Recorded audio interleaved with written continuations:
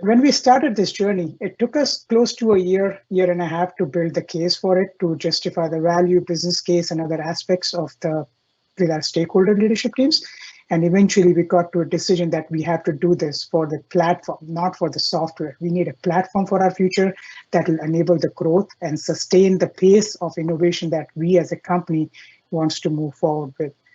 Uh, just to cap the scope, we had one SAP ECC system globally, and we went to S4 HANA 1809 brownfield implementation. It was a one-step conversion. We changed our data centers, moved into HEC HANA Enterprise Cloud at the same time, as well as upgraded the database and application. So it was a one-step conversion, global conversion. It takes an army to do that conversion successfully, and it took us a lot of effort in planning and practice. My two things that I would thank Army and his team as well, because their teams and a lot of other SAP teams and TCS teams were crucial to the project, and they all helped us to be successful. S4 being still relatively new product, while it's not new, but it is relatively new for customers who are bigger and bigger and bigger. So it takes a lot of coordination with SAP teams as well in order to unblock us where there are some product shortcomings and things like those. So SAP team's been helpful for that. Uh, one thing that I would say is when we started this journey, we were still deciding, and the leadership was asking questions about to a greenfield versus brownfield, and we had to look at time to market. What is the right thing to do? What do we have in our current system? The customizations, the custom code that we have in our system, is that good to port into the new system? What is the technical debt that we have in our system? And a lot of those inputs allowed us to decide a brownfield implementation because time to market is important for us. If we embark on a 3-year program to start and upgrade ECC to S4, the requirements that you get from a stakeholder in month 1 is not the same that you end with the program on the month 36. So our goal was to reduce the duration of the project as much as possible, to lift and shift and identify some strong value drivers that we're delivering to our stakeholders as part of the first launch, and then iteratively and incrementally deliver more and more value. I'll give you one example, and I'll pass on the opportunity for Matt to talk about his experience as well. In case of Fiori, when we went live in April 2020, we had about 50 applications that were live for our stakeholders. And since April, it's been 10 months, not even 10 months, 9 months, we have rolled out another 200 applications. We have 250 apps by now. And the phase 2 and the follow-on work is happening, and that is only possible if we have the right stakeholders and the right commitment from our business partners and technology teams to make that happen.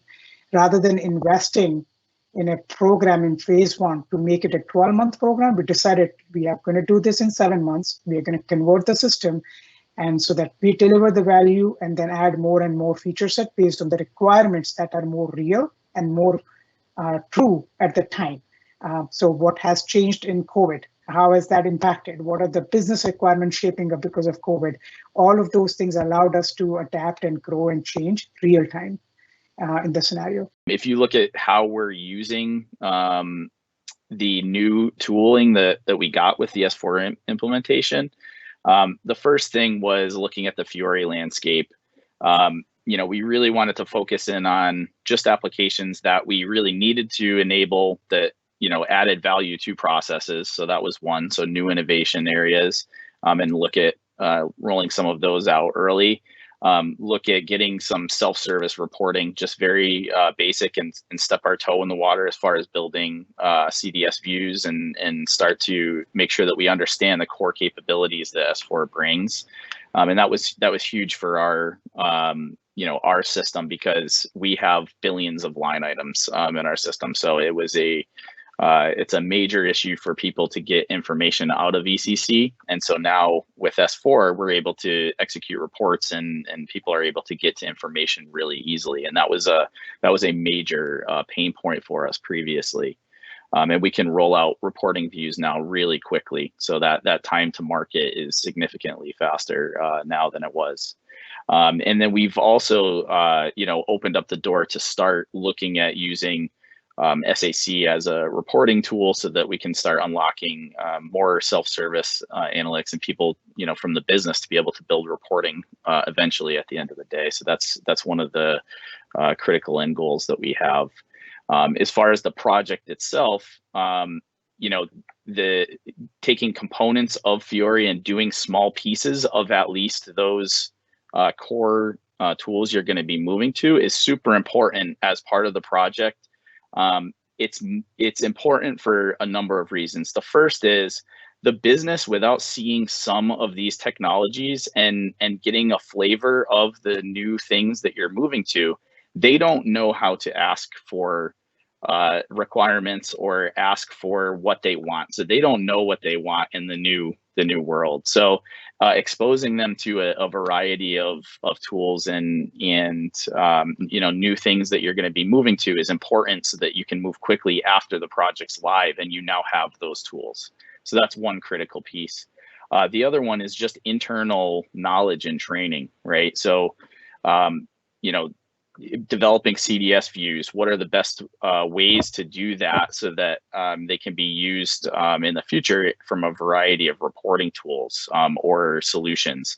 You can choose different, you can take Fiori use cases or SAC use cases, and they can be developed on a single reporting view. And so a lot of these things are important for the internal teams to get trained up and know how to move quickly after the project. And so we did find a lot of benefits of bringing forward some of those things into something that's a lift and shift we did really quickly, but we made sure that we hit those points. And so that's a critical piece to your internal skill development.